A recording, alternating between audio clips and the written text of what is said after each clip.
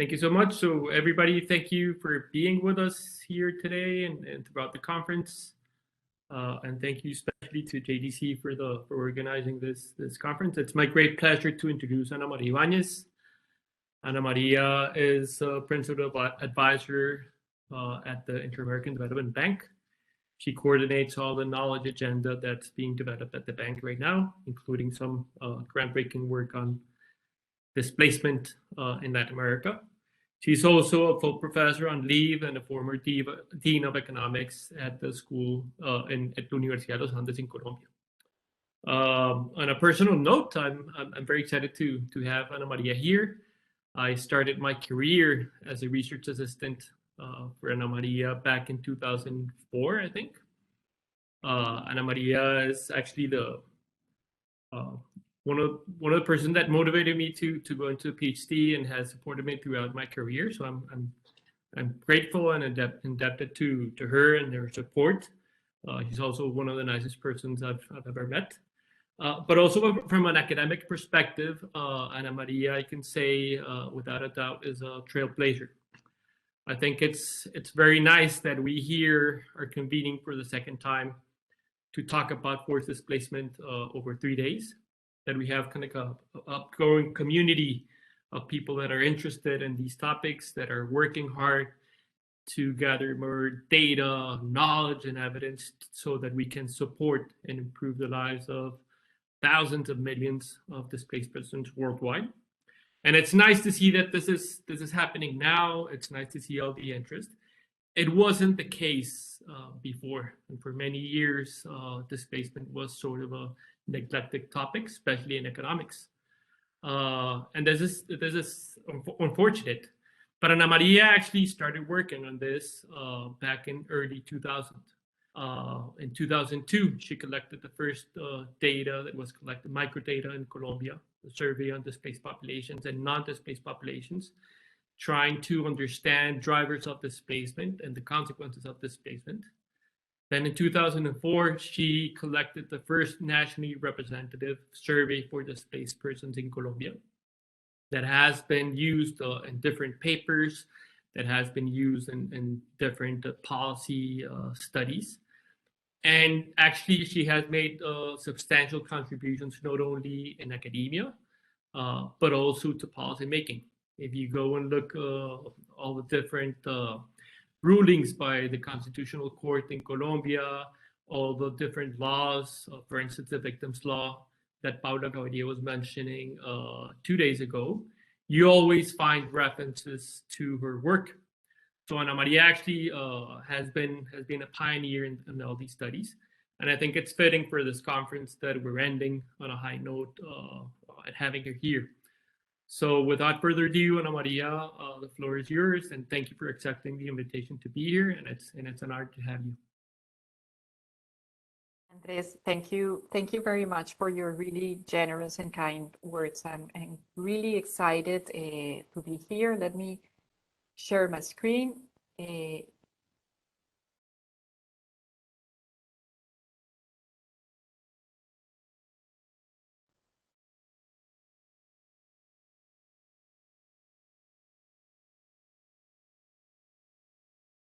So first, I would like to congratulate the organizers of the event, the Joint Data Center on Forced Displacement, the World Bank, and dear Universidad de los Andes for organizing this event.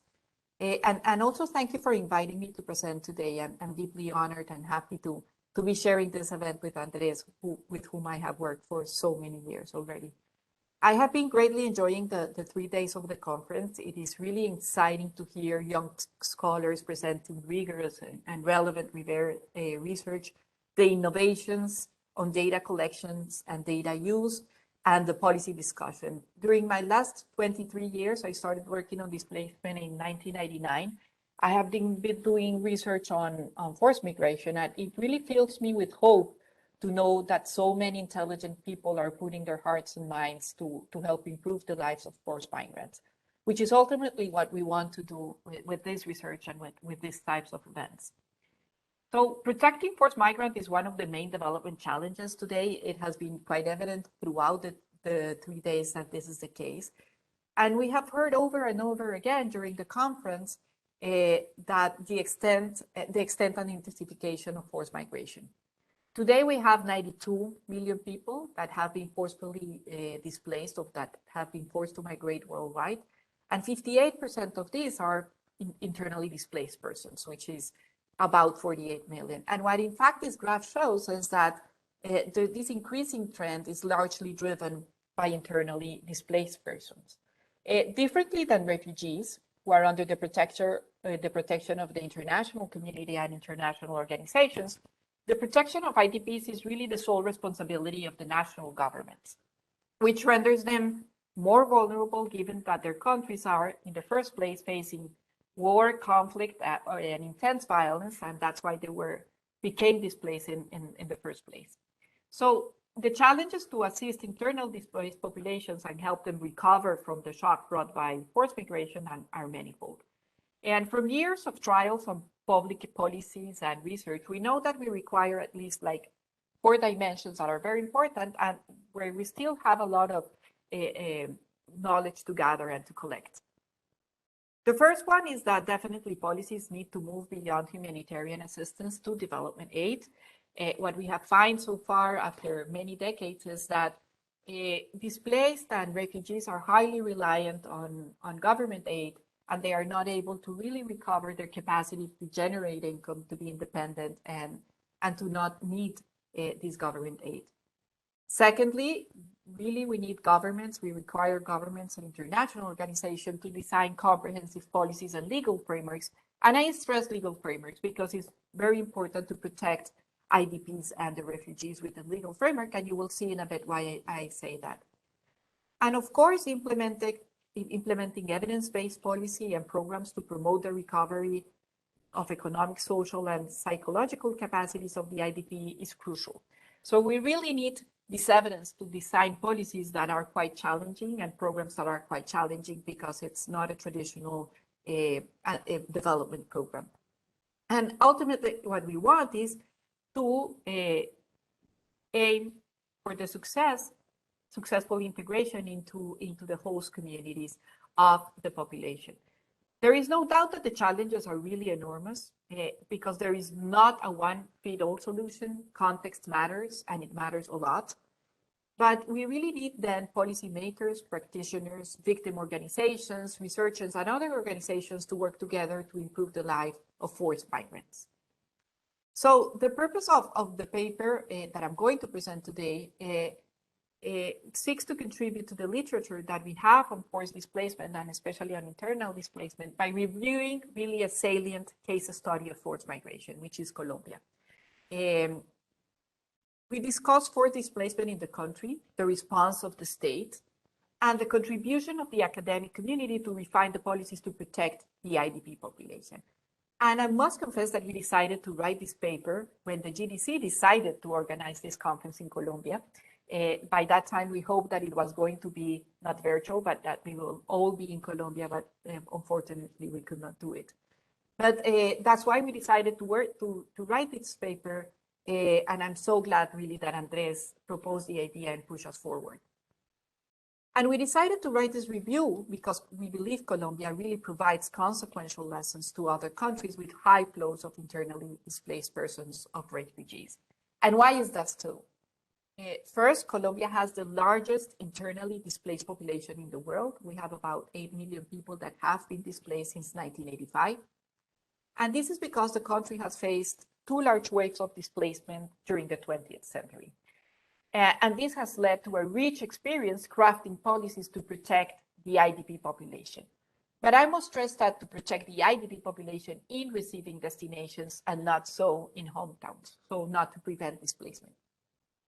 In parallel, what we have seen is that the government, researchers, and practitioners have collected several micro-level datasets. So it has been policy that has been informed by data and by quantitative and qualitative analysis that has been done by social researchers for many decades. And this data has been designed for policy planning and research.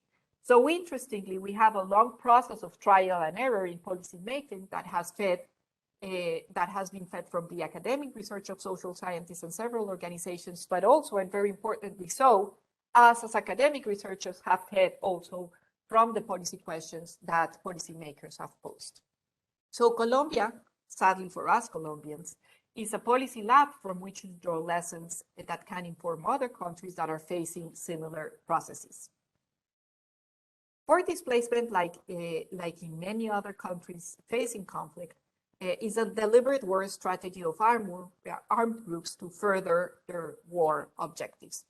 It's seldom the case that forced displacement is an unintended byproduct of violence, but most of the times it's a deliberate war strategy of armed groups. And given the pervasive conflict in Colombia, we have suffered two large waves of forced displacement, as I already mentioned, in the 20th century and now in the 21st century. The first wave happened between 1948 and 1958, and it displaced around 10% of the population. And this might be really an underestimation because the data by that time is not really good. And the current one has displaced 16% of the Colombian population. To further their objectives, some groups target civilians. And as I say, they target civilians deliberately. And this is unfortunately a very effective strategy for armed groups to strengthen their territorial strongholds. Territorial control is crucial in an armed conflict. To seize valuable assets from the civilian population for the loot, but also to fund the war activities. And in the case of Colombia, they have seized valuable assets such as land in a massive way. It's also effective to prevent civil resistance by violently controlling the population, and also to weaken the support of the population to the opponent groups. But attacks to the population are not only a war strategy, but armed groups many times deliberately attack certain groups of the population. So violence is not indiscriminate. It's targeted to some specific groups to really further the war objectives that they are looking for. So in a data that we collected with Stephanie Engel in 1999, we found that this was the case. And we found that the displaced in Colombia were mainly rural population, and this is because the war was happening in rural areas, but also that landowners were targeted, mostly informal ones, but not necessarily with the smaller land plots, and this is related to seizing land. Community leaders were attacked disproportionately, and this is because they are highly visible in the community, and thus attacking them steals fears in the population, and it's easier to control the population. And also households with dense social networks and therefore more visible in the community. Therefore, the lion's share of the dead in most armed conflicts are civilians and not combatants. And Colombia is not the exception. A report by the Centro Nacional de Memoria Histórica shows that 82% of total conflict-related deaths were civilians and not combatants. And also victimization was massive in Colombia. We have 9.2 million officially recognized victims, currently recognized by the government through the victims law. And this implies that a little more than 1 out of every 6 Colombians are today victims of conflict. And the great majority of those are internally displaced persons, which are rightfully recognized as victims by the victims law passed in 2011. The extent of victimization of the displaced population suffered is significant. In a survey we did in 2005 with Klaus Deininger, Andres Moya, and Paulo Querubin, we inquired about the immediate cause of displacement. And the figures are staggering. 55% of the displaced moved because they received a direct threat. 35% had been victims of homicide. Some household members had been killed, and that's why they displaced. 36% because they left because of an armed confrontation in their hometown, and 21% because of a massacre. So the IDPs not only has had to face all the trauma that fleeing hastily implies, but also were direct victims of violence in large numbers. So around 85% of displaced of the population in Colombia, of displaced population in Colombia, moved as a reaction to a direct victimization, while 15% migrated to prevent being a victim of migration in the future. And differently than in other countries that are facing forced migration, migration in Colombia is not geographically clustered and confined just at some regions of the country. As you can see in this map, it is widespread in the Colombian territory. And what you can see is that all Colombian municipalities have had a forced displacement. And also differently than most countries with forced migration, people migrate mostly individually and do not locate in camps, which makes it very difficult and a challenge for the provision of aid, but it's hugely important for migrants to be able to integrate into their host community. The empirical evidence on the consequences of forced displacement in Colombia is ample. Forced displacement seems to thrust IDP into poverty. In this graph, what we do is that we use data from different sources to illustrate the trend in poverty rates for IDPs and the Colombian population. And what you can see, I'm going to focus on the graph on the left, which is for poverty, and this one is for extreme poverty. In 2005, what we found is that 90% of the population were poor. In 2008 and 2010, the figures were quite similar. Really, poverty rates for IDP remained stagnant while decreasing for the Colombian population. You cannot see the decrease well because of the scale of the graph, but it was falling for the rest of the Colombian population. By 2014, in spite of the increasing support from the national government, poverty rates for the IDP were 64%, which implied that IDPs had 1.7 times and 3.7 times were more likely to be poor and extremely poor relative to the national averages. And although we cannot claim causality, there is some evidence that points in that direction. First, data from the survey that we collected in 2005 finds that before migrating, IDP enjoyed better living conditions and were less vulnerable than the average rural household. Remember that they were mostly rural. And in addition, as this graph illustrates, income and consumption dropped sharply right after displacement. And after a year, it had really not recovered from the migration shock very much. And this really persists for many, many years, in spite of the government support to mitigate the shock. The erosion of their asset base, which is, we broadly understand this asset base in the paper to encompass productive, physical, human, social, and psychological assets, may push households into poverty traps, which are difficult to overcome without the government support. I have always find this picture, that this picture is really a devastating testimony of the hastiness when fleeing violence and the huge asset loss it entails. So I just wanted to show it to you. What is the evidence of this multidimensional asset loss? Well, this evidence is ample, and it's from many, many sources, including administrative data on land losses. First, IDP suffer a substantial and permanent loss of physical and productive assets. 2/3 had access to land before migrating, and the majority, most, derived their livelihoods from agricultural activity. There was, as I say, a massive illegal land seizure in Colombia using administrative data from the Colombian government. We estimate in a paper with several colleagues that the total land lost by IDP was 7.3 million hectares. Is that large? Yes, it is very, very large. It's about 29% of the land suitable for agriculture in Colombia. Second, IDP in Colombia have not been able to compensate for the asset loss with labor income once in destination.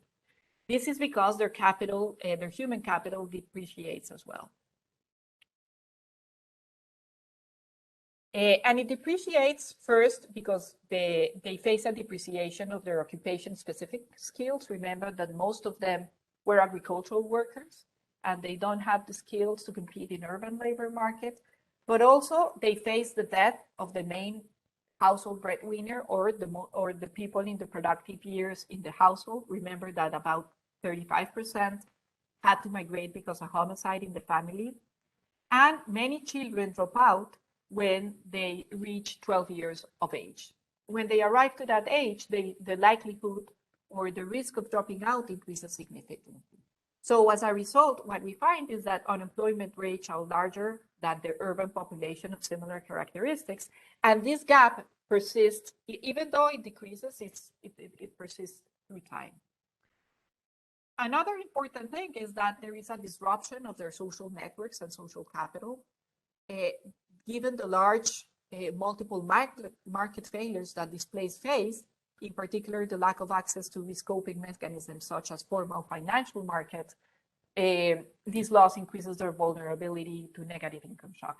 So what we have is that this multidimensional asset loss hinders the ability of IDP to cope with shocks, to recover from the shock, and to secure livelihoods. Therefore, it increases the risk of falling into poverty traps and into chronic poverty.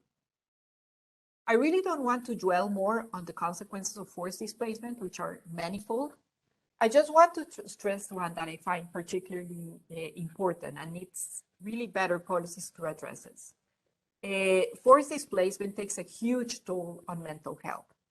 The trauma caused by forced displacement and the victimization they endure before migrating results in psychological disorders such as chronic anxiety, severe depression, and post-traumatic disorders. A paper by Andres Moya, which was a pioneering paper, documents that the incident at risk symptoms of anxiety and depression is 3 and 4 times larger among IDP than the general Colombian population. And as this graph illustrates, it shows that 27% of victims are at risk of developing severe anxiety. So you can imagine recovering from the large economic shock caused by forced displacement while facing psychological disorder. This is, to say the least, a difficult challenge. Now, let me go to what has done Colombia, which I think is important for other countries. The Colombian state has developed a progressive legislation to assist the victims of forced migration. These policies were designed and implemented amid conflict, which is quite interesting because most countries wait until the conflict is over and then they start supporting and aiding victims and forced migrants. The policies have really evolved through a trial and error process with a strong involvement of the 3 state branches, and you will see in a minute why this is important: international organization, academic researchers, and most importantly, victims organization. The first piece of legislation to assist the IDP, which is really quite surprising, was enacted in 1953. It was a decree which main purpose was to promote the return of the IDP to their hometown and to provide credits for housing reconstruction.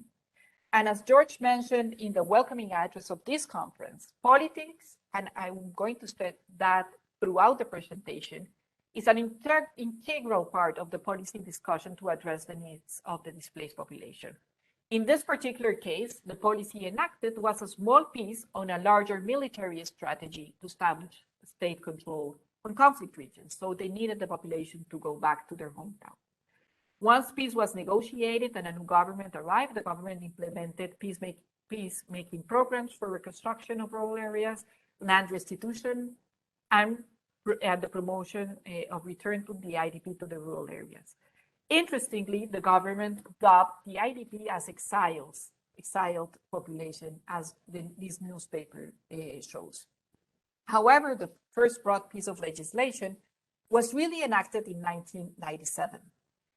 By this time, no other country had drafted legislation to address the needs of IDP, but very interestingly enough, the United Nations was discussing and it approved the guiding principles on internal displacement in 1998. So it was a discussion in parallel in which the discussion of the United Nations really had an influence on the law that was enacted in 1997. And in fact, they have a lot of common traits. In this law, which was very important, the state recognized the legal status of IDPs and defined a set of policies which aim to bring them back to the conditions they had before displacement. It also created the state registry for IDP, recognized the obligation of the state to compensate them through land restitution and indemnities, and acknowledged the need to design special policies for IDPs instead of providing preferential access to anti-poverty programs. However, the law was overly ambitious.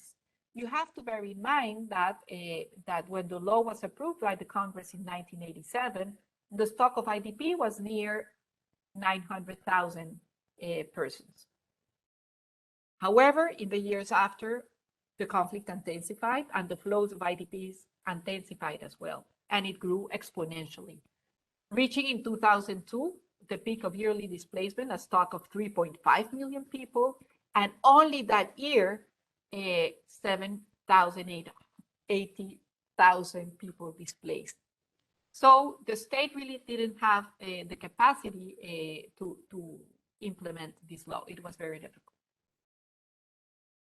In spite of the good intentions of the law, and in spite of the problems with the design, politics also played a huge role in the implementation of the law. So the new government in 2002 did not agree with the tenets of the law and basically ignored most of its provision.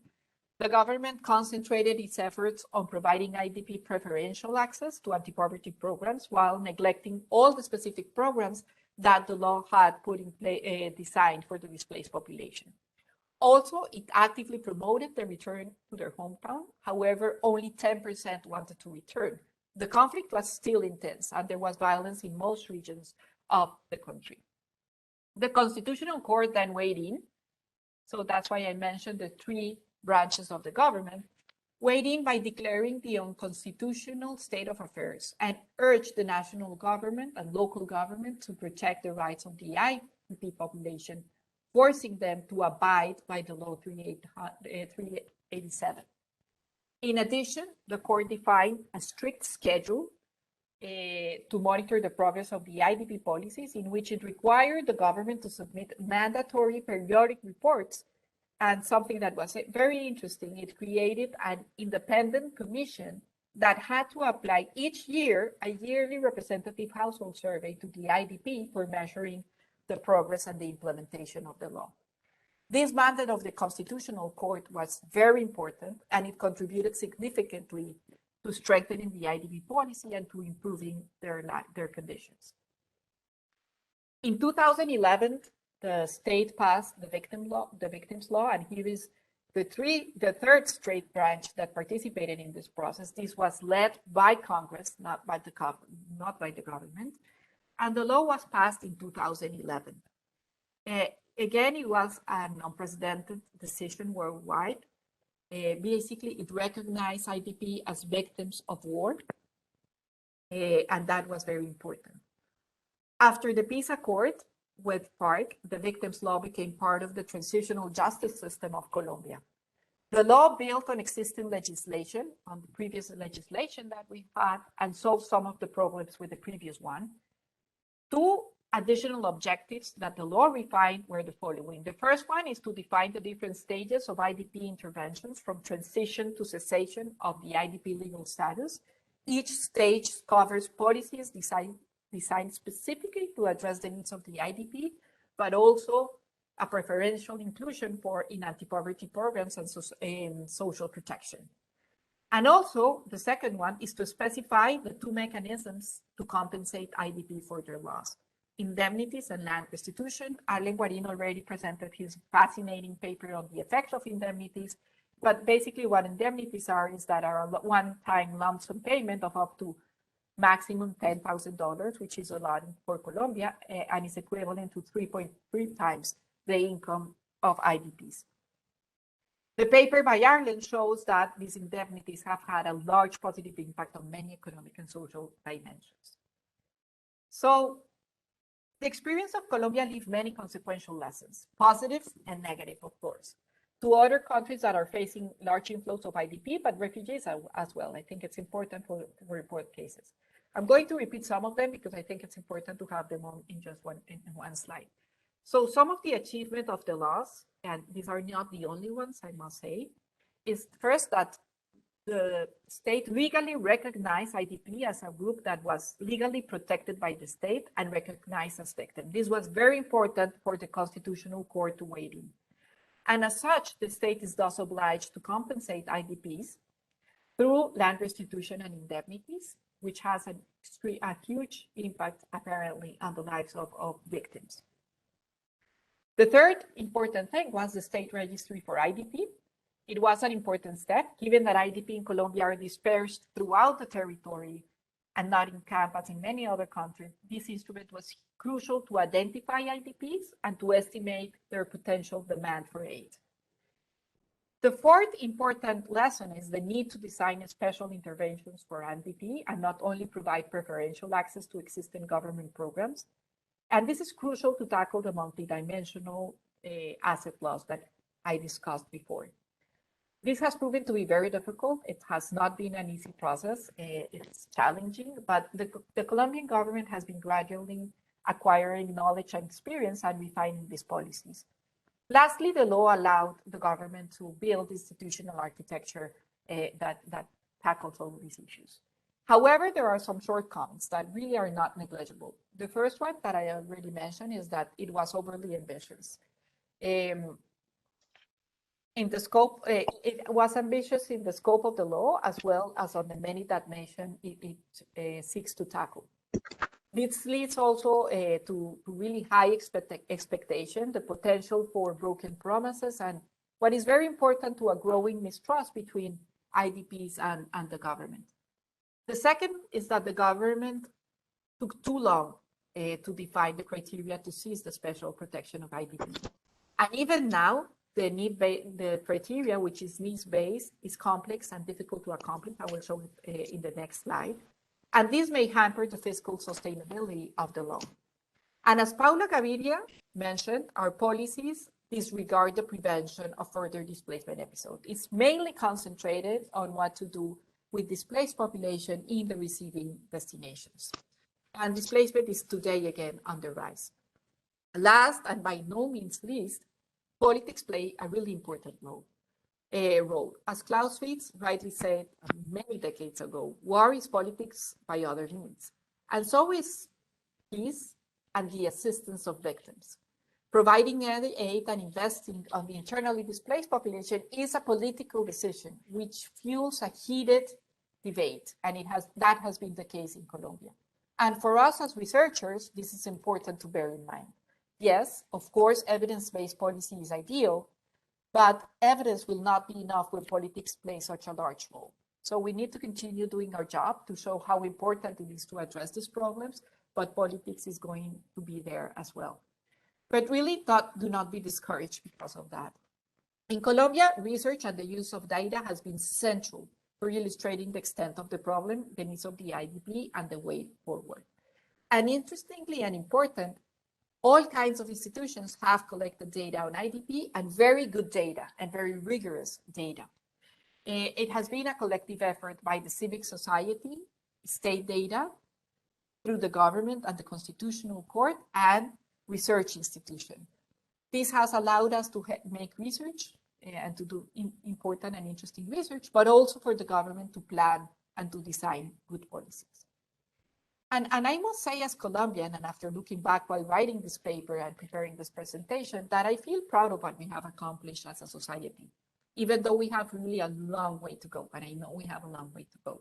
So the indicators of the need-based criteria show significant achievements in many dimensions. So for example, in health, we have an achievement of 94%. On identification, we have an achievement of 98%. On income generation, we have an achievement of 50%, of 60%, sorry. We have a problem with some others, like education, psychological support, and family reunification, which is weird because it's very difficult for the government to really promote that.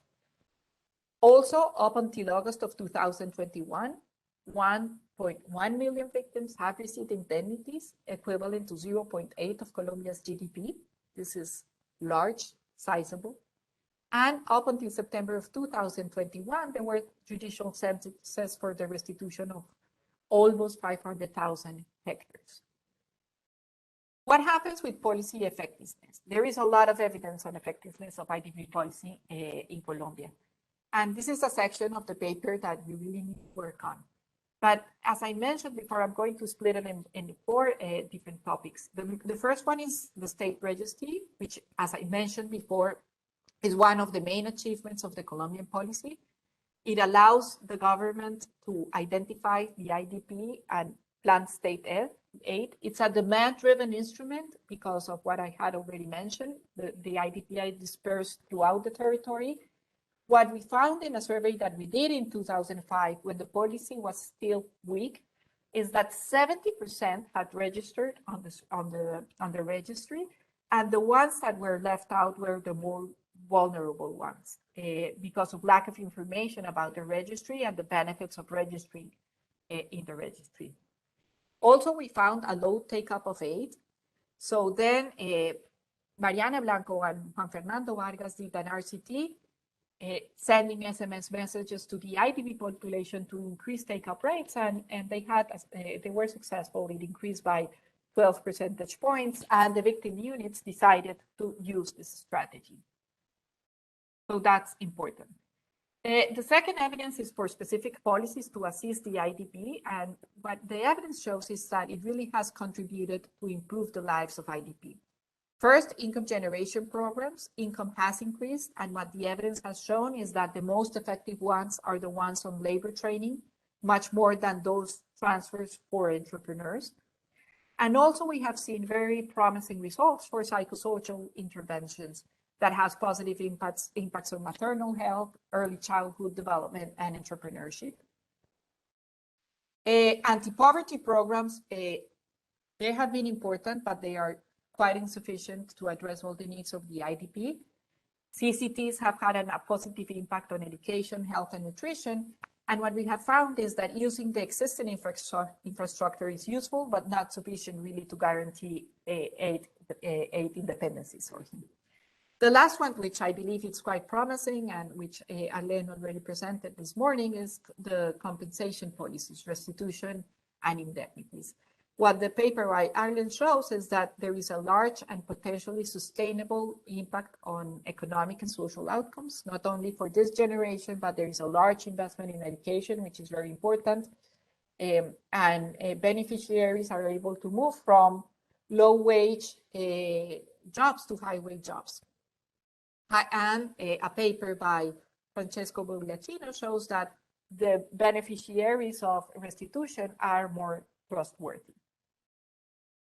So now, starting to conclude, the experience of 2 decades or 30 years of experience in Colombia provides consequential lessons. And I would say that the first consequential lessons is that we have been able to work together, government, victims organization, researchers, and the civil society.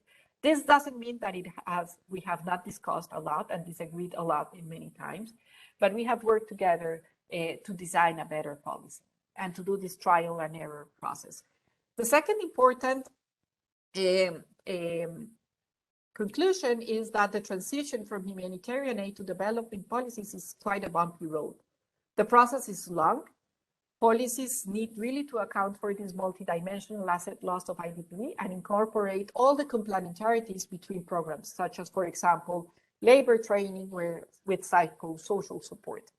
Second, and I want to stress that again, Colombia has been praised for being ambitious on its IDP policies, but however, being overly ambitious may set implausible targets sometimes, and hampering thus the credibility of the state and frustrating victims even more. And that's important to take into account. Third, and this is the last time I mentioned this, addressing the needs of victims is really a politically contentious issue, and the discussions on Colombia with regards to this topic has left really deep scars which will take years to heal. And now I really have a sobering conclusion that I think is important. In spite of all these progressive policies and the large research in Colombia, displacement is today on the rise. This year, it has increased by 200%, which is by no means good news. So ending conflict and ending violence is really the best policy option to prevent more displacement. Our role as academics showing the deep scars of conflict and displacement is instrumental. We have found that for Colombia. However, other disciplines may help better transmit emotions and empathy towards the people that are suffering. So I finished thus with two pieces of art that have moved me since I started my life as researcher on displacement issue. The first one is this beautiful painting by Ana González Rojas. She is a Colombian painter who seeks through art to illustrate the suffering of conflict in our country. One of her collections is about dresses of IDP girls. This is one of the paintings of that collection. And I find it beautiful, moving, and shows the depth of their loss. The second one is a passage on the book by John Steinbeck, The Grapes of Wrath, about the northern-southern migration in the United States. And when I read this, I have been doing research on displacement for many years already. I thought it transmitted all the unmeasurable losses of migration. And in reading this passage, I end. How can we live without our lives? How will we know it is us without our past? How will it not be to know what's land outside the door? How if you wake up in the night and know the willow tree is not there? Can you live without the willow tree? Well, no, you can't. The willow tree is you. Thank you very much.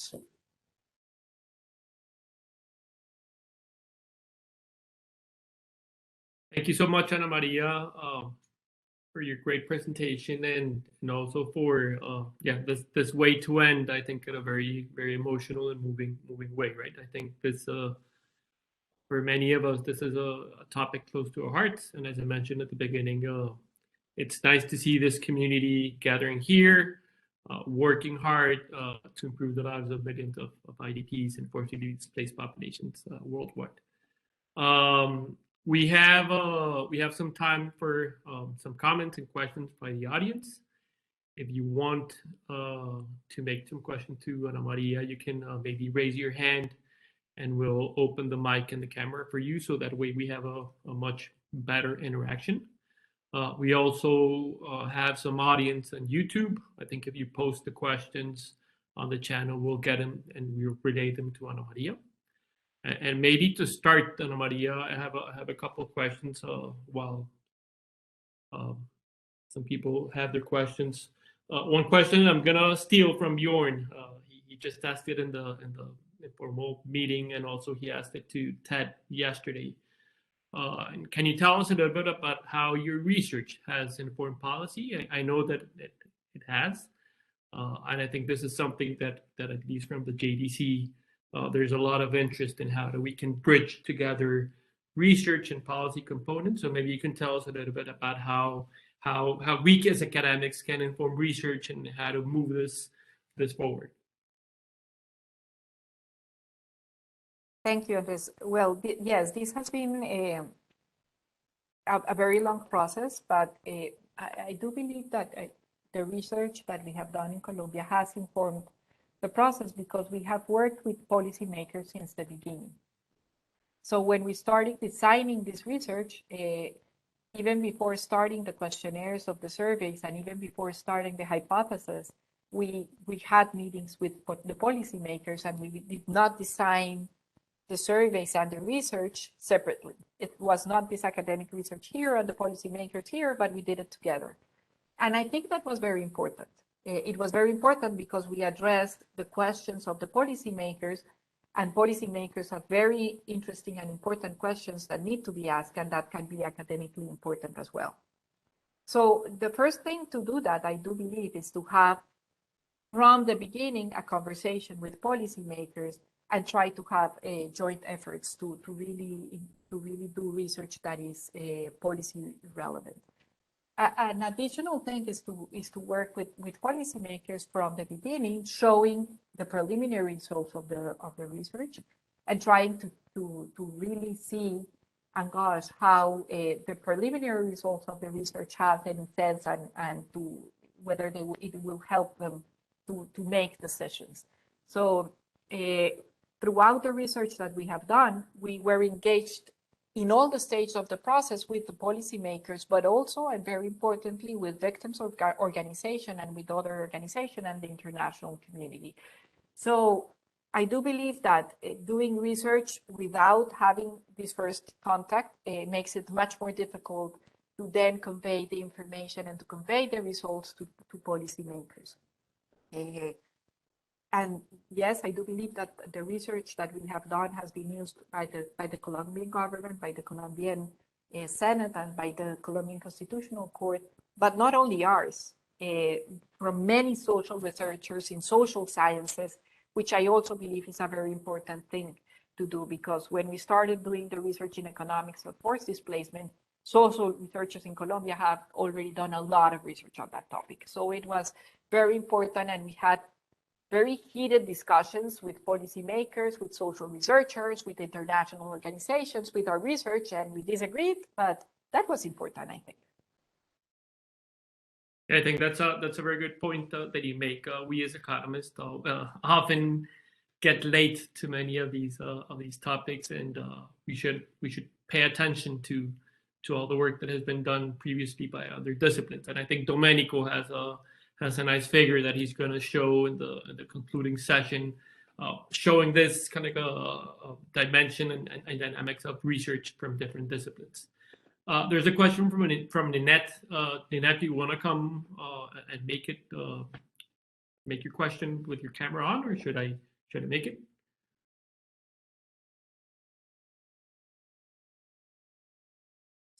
I don't know if the IT can. Oh yeah. So okay, Ninette, I'll make it. So there's a question, Ana Maria, about how internal displacement has now extended over generations. So at what point does the status of IDP cease and the responsibilities of the state cease? When can we consider that actually they move beyond this IDP status? Yes, this is a very important discussion that has been held mostly by legal researchers. So we economists have not participated much on this discussion. So you have many ways of deciding when the condition of displaced populations is.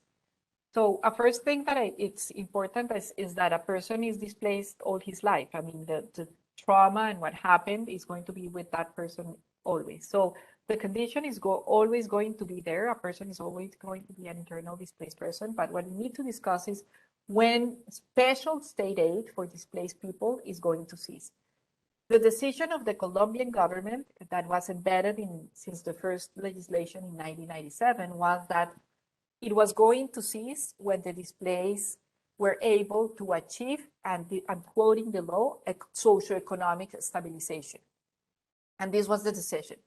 And what the law did is this criteria that I showed you at the end of the presentation. And when you need to have, it's at least at least five of these criteria, I think, 5 or 6, I don't remember quite well. Or to have a income 1.5 times above the poverty line. This is the decision, the political decision that Colombia did. Some other governments and some other legislation say that the condition ceases when they go back to their return to their hometown, or when the conditions that generated the displacement in the first place disappeared. But in the Colombian case is when we reach a socioeconomic stabilization. Thank you, Ana Maria. Thomas again has a question. Can we unmute him? Am I unmuted? Oh yeah, you're good. Awesome. Thank you, Andres and Ana Maria. Thank you so much. This was fascinating and fantastic, this presentation, all your work on this issue. My question is if you have any kind of lessons specifically to the international community. You framed this as, rightfully that refugees can be seen as this, cross-border kind of global public good almost, and IDPs then fall solely under the responsibility of the government. And so just and kind of also juxtaposed against your emphasis on domestic politics and how important those can be. So just wondering kind of your lessons and experience around international actors specifically in the Colombian context, kind of how they've been there, what you think they kind of, where they helped and hurt, and also kind of lessons for other contexts and kind of where you see that more broadly. Thanks a lot. Thank you, Thomas. That's a very important question, I think. In the case of Colombia, the international organizations have been very important. Even though they cannot legally intervene interfere in the decisions of the government. What the international organization did was to help and support the government throughout all this process that I described, through research, through bringing people that knew a lot about the topic, through discussions, and many things. But then what I think the international organization can do is really leave the governments to make their decision, because as I say, this is really a policy and political decision in which the government has to be completely convinced to be successful. But the international organizations can really help by fostering discussion, funding research, policy research, and that is very, it's central, but it has to do with policy, and I think that's important, by bringing people from other countries to share their experiences, and by funding programs. They have funded a lot of programs in Colombia. Those programs have been evaluated through impact evaluation and other types of evaluation. So all these trial and error process of programs in Colombia, the international organizations have been crucial for that. So by providing technical support and by helping governments to build capacity, they are very important. And I hope they continue to do so, because sometimes they are like the thread that connects each government. Because sometimes governments are very different on their priorities and what they think and what they need to do. So even though it's not the same as refugees, they do play a very important role for us. And sorry, I forgot to mention something. And also they support a lot of organizations, victims organizations, the international communities, and build their capacity as well. You know, Maria and Thomas, I don't see some other questions, so I might join with an additional questions.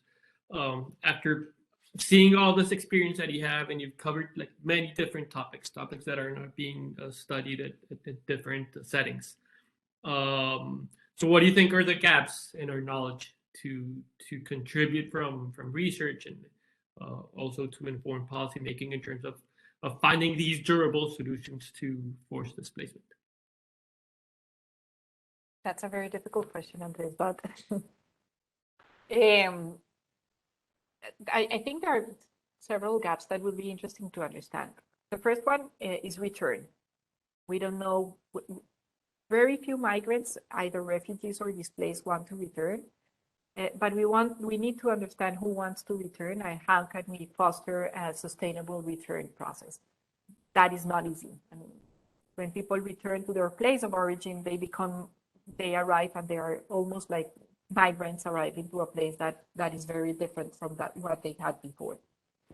The second is the one that we were discussing in the informal meeting a few minutes ago, last hour, and it's about education.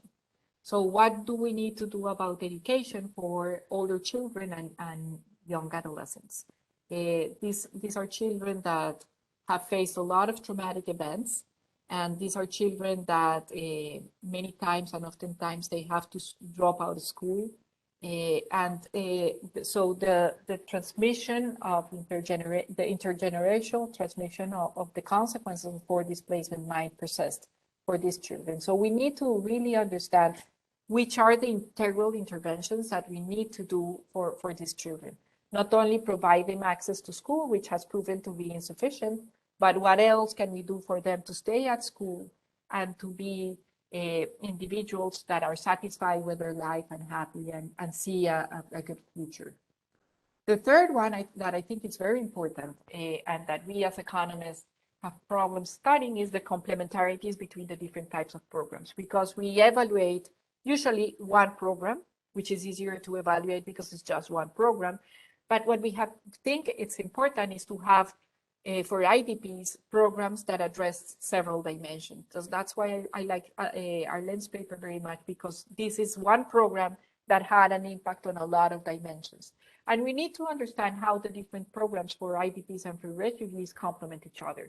As I mentioned in the conclusion, how psychosocial support may complement labor training and all those type of things. I do believe we need to understand a little bit more about that.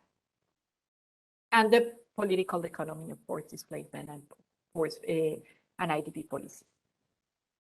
Thank you. There's a question in the chat by Melissa. Melissa, do you want to come on? We can unmute you for you to make the question.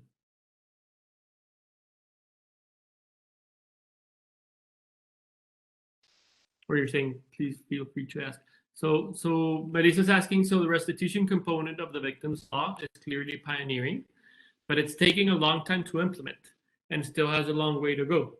In what ways has the response implementation been inappropriately slow, in your opinion? That's a very important question, and that's why I talk a lot about the law being overly ambitious. The restitution part, especially land restitution, has been very slow, and it has been very slow because we didn't have in place the institutions to do the restitution process. And the first one is the judges that knew about agricultural land rights law. So we had to put in place all that to start doing the judicial sentences to restitute the land. So it has been quite slow, and it has been quite slow because of that. But also because it has faced a lot of political opposition to that. So in that sense, I'm not sure, we still have to wait. It started quite slow, but it has been picking up lately, and I'm hopeful that it's going to increase in the following years, but you're right that it has been too slow. And I do believe it's because of institutional capacity, of the difficulty of doing it. In Colombia, we didn't have a good registry. Most of the land was informal, most of that land. So it has been a difficult process, and it's going to continue being so. If we are successful, it's going to be great because we are going to be, we will have put in place very good institutions for protecting land rights. Thank you, Ana Maria. We're running up to the point. We need to switch to the final discussion. I don't see any other questions. I want to thank you for your presentation. I think it's very comprehensive, and as you mentioned, I truly hope that that it provides lessons for researchers and policymakers that are grappling with displacement in other settings. On a personal note, I want to thank again the JDC and especially Bjorn and Tuan, who invited us to contribute and participate in this conference, because at some point the experience of Colombia has been somewhat ignored or maybe under the table for many other people who have been studying this. And I think there's a lot of lessons that you actually helped craft, and that you have been inspiring other researchers, not only in economics, but also in other disciplines to study this. So thank you, Ana Maria, and thank you all, and we'll see you just in, well, right now for the closing remarks. So Bjorn, the floor is yours.